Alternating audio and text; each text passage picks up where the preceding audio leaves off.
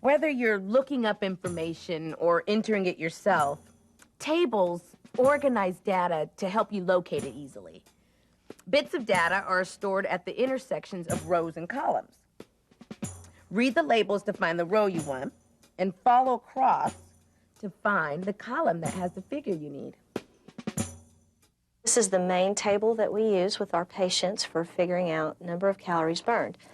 You would simply find your weight on one side of the page. Then you have to look here. We have it divided into low intensity, medium intensity, high intensity, and very high intensity.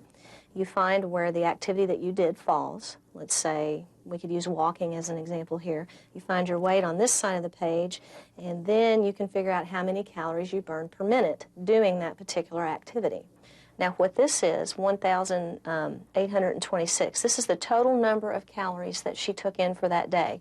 Now, this last number that we have over here are her net calories for the day, meaning the total that she took in, which was 1,826, minus the total that she burned, which was 528. So this is actually the bottom line for the day. This is her calorie number for the day. When anybody's thinking about investing, one of the first things they need to do is just make sure that they're ready for it.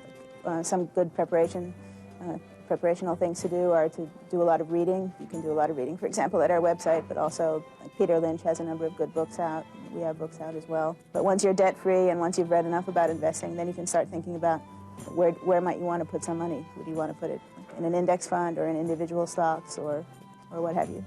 If you look at this chart, it's assuming that somebody is starting out at the age of 15, and the person is investing just $100. And we're going to look and see what happens to that $100 over many decades for the rest of the person's life. If it grows at 5% per year, in 5 years, when you're 20 years old, your $100 will have become $128. By the time you're 40, that $100 will have grown to $339. Again, not that exciting. By the time you're 65, which is 50 years later, so in 50 years, at 5% every year, your $100 will become $1,147.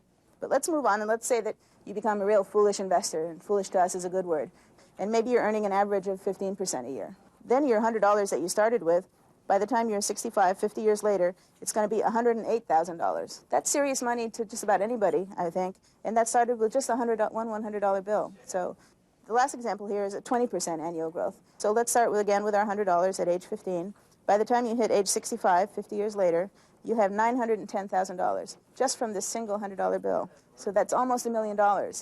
It's very powerful. People don't think about it very much. It's easy to just forget about investing, forget about the stock market, just focus on like paying your rent and buying some clothes and some goodies and luxuries. But you can still treat yourself well as long as you're putting a little bit of money aside.